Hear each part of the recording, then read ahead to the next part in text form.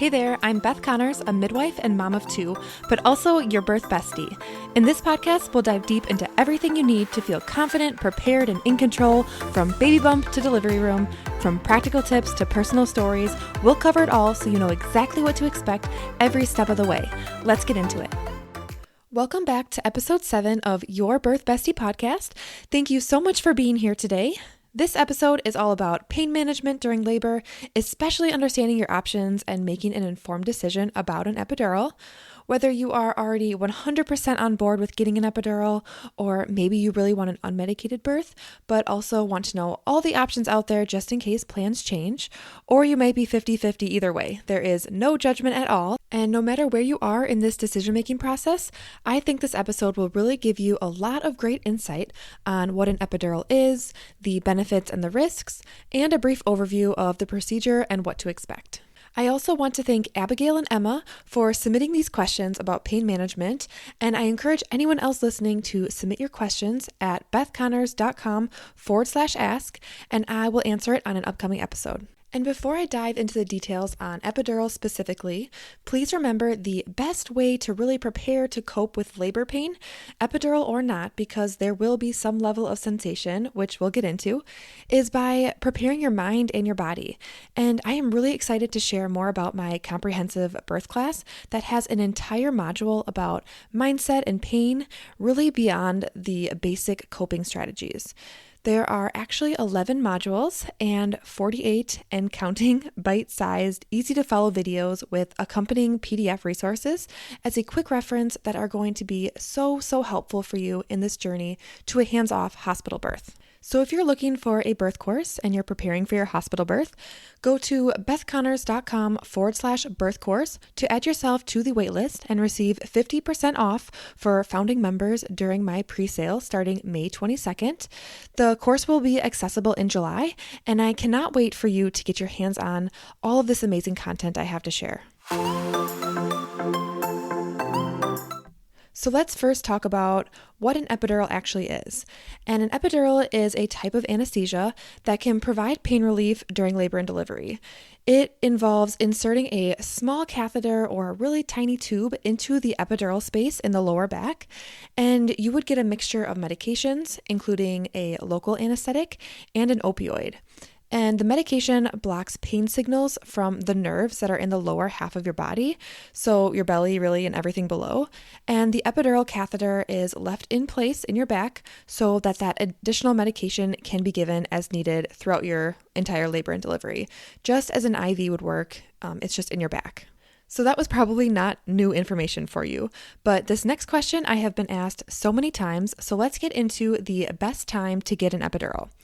The truth is there is no perfect time that I can recommend for everyone, but that is not a helpful answer, so I will definitely explain more. It really comes down to how you're feeling and how your labor is progressing. Some moms prefer to follow the normal recommendation to hold off on getting an epidural until you're in active labor, and textbook definition of active labor is between 6 to 10 centimeters dilated. And you're feeling pretty uncomfortable at this point, and you really have to turn inward and focus on getting through each contraction. There's no, side conversations at this point. That would be a time that most women, I would say, get an epidural. Other moms want the relief much sooner or don't want to feel any contraction pain at all. And you know what? That is okay. Both choices are absolutely perfect if that is the experience that you want to have. It is just up to you and what you want. I have even had patients admitted to the hospital for a planned induction, so they're not even in labor yet or feeling any contractions. And before we start the cervical ripening and the induction process, that can really take a while, even days, they received an epidural before any of that even happened. No, that isn't very common, but it can happen based on the patient's preferences. Or some moms have intense labor contractions at maybe 1 centimeter, and they haven't slept in weeks, so they're exhausted already at this point, and they request an epidural maybe sooner than they had hoped. But really limiting those expectations and following what you need based on where you're at the moment is so helpful. One thing, though, to keep in mind is that requesting an epidural too early can sometimes slow down labor. So if you're planning on having a vaginal delivery, your provider might suggest waiting until, you're in active labor or at least 4 to 5 centimeters dilated and having regular, strong contractions before getting the epidural. But if you're in a lot of pain and you need relief, you have the right to receive that sooner if needed. So nobody can tell you no, unless there's like a medical indication why an epidural wouldn't be safe for you. But in terms of labor progress, there's no reason why you couldn't have one. Moms have also asked for the epidural after making it to 10 centimeters and even pushing for multiple hours. So you can kind of see there is a huge spectrum of when an epidural can be administered while you're in labor. But really the most important thing is that you feel comfortable in your decisions and you're supported during the entire labor and delivery. So really the short answer is go ahead and ask for the epidural if that's what you want whenever you're ready. But I do want to also add something too, because I was annoyed personally by it in my first delivery, but that is that nurses kept asking me if I wanted an epidural. I knew it wasn't for me when I was planning, and I really wanted to have an unmedicated birth. And instead of supporting me in the way that I wanted to reach my goal, I was asked several times if I wanted to reconsider that decision. And not only was this mentally distracting, but it was just really annoying and wasn't on my radar as even an option that I wanted to use. So if this happens to you, please feel free to just straight out tell the nurses or have your doula or support person or whoever. Just let them know that you are planning, if this is the plan, try alternative options for pain management and you don't want to be asked at all, but you know that there's the option for an epidural or whatever available and that you will request more information at that time if it's needed. And that way you don't have to, get out of your focus zone of getting through each contraction if you're planning for an unmedicated birth like I was. Okay, so the next question is about movement and how to actually push with an epidural if you can't really feel what's going on. If you get an epidural, you won't be able to walk around at all, but there are so many positions in the bed that can help you progress throughout your labor. If you haven't heard of a peanut ball, definitely check that out. And your hospital probably, I would have to guess, has these to use. If they don't for some reason, I would definitely recommend buying one or borrowing from somebody. And the labor and delivery beds also can go into tons of different positions. So you can put the head of the bed all the way up and lower the feet so you can kind of sit up in a high upright position. Or of course, lying on your side, switching back and forth.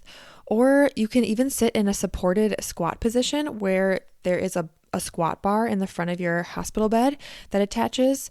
There are really just so many things that you can be doing so you're not technically stuck in bed or lying on your back, because this is the last position that you should be in, is lying on your back with your feet in stirrups. And I recommend changing positions at least every 30 minutes when you're in labor as well, just as a guideline. And there is some more active positions that you can try. And there's also a lot of great resting positions when you are feeling exhausted. So there are so many options, epidural or not really.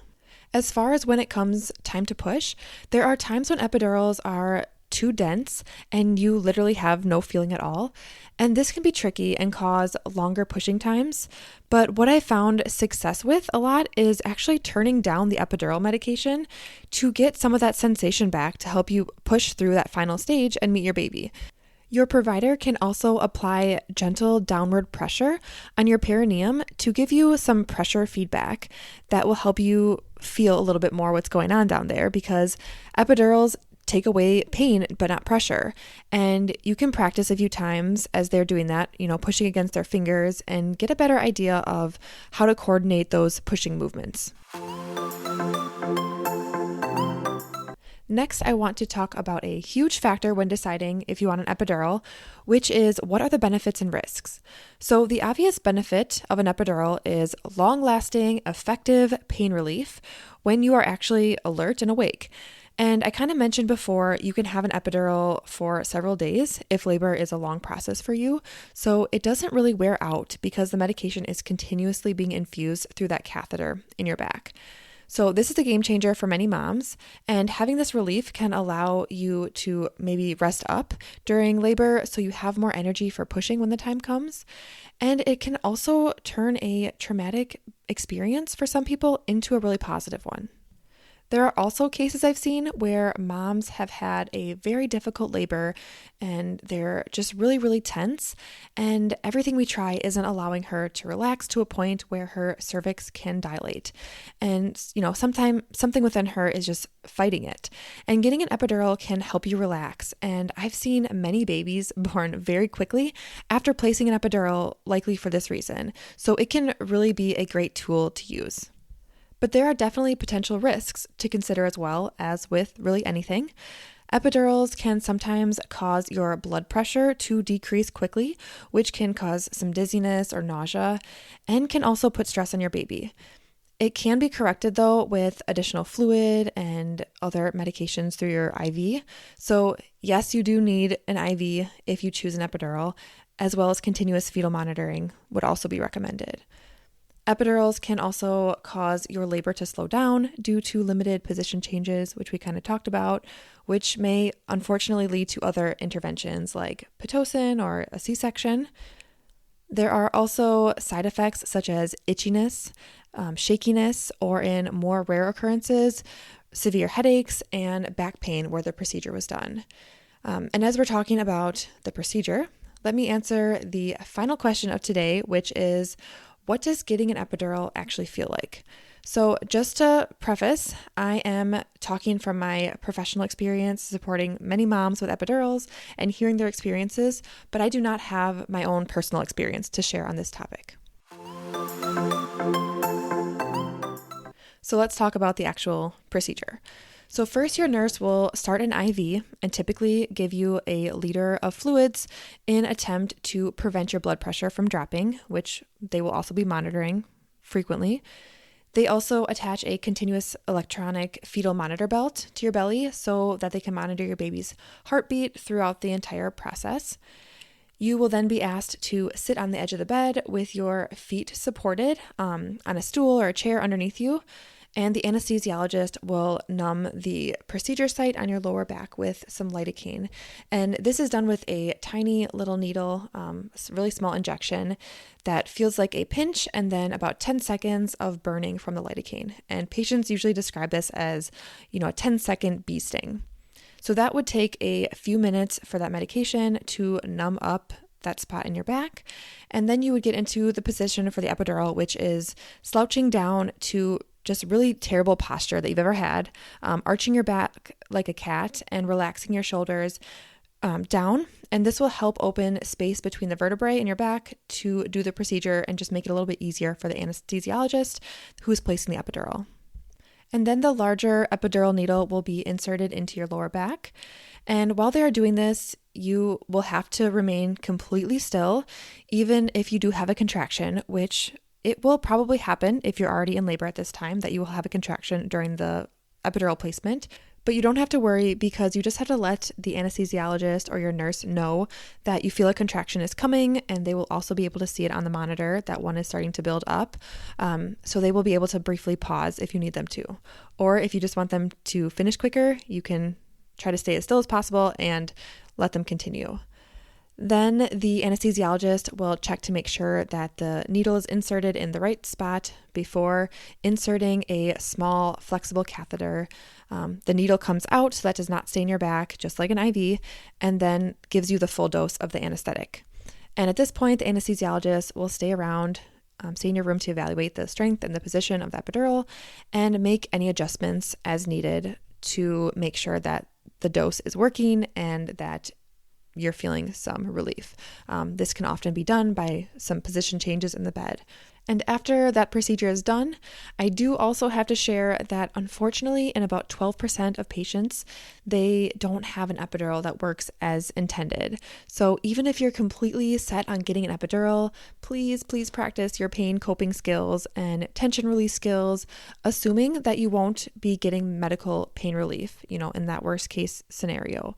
But if you choose the epidural, I hope it works for you as you had hoped. Because really, no matter what you choose, you can't go wrong as long as you are informed and confident about your decision and it's 100% right for you. Thank you so much for listening today. I feel like we covered quite a bit about epidurals, and I hope this was helpful for you as you decide exactly what you want for your birth experience. don't forget to join the waitlist for my hands-off hospital birth course, a complete guide to an informed and autonomous pregnancy, birth, and postpartum. The pre-sale starts May 22nd for 50% off for founding members at the lowest price I will ever have. The link for more information to sign up is bethconnors.com/birth course. Please reach out via email or DM me on Instagram with any questions at all. I would love to chat with you. Thank you again for listening, and be sure to tune in next time for more information on how to have an informed and confident hospital birth experience.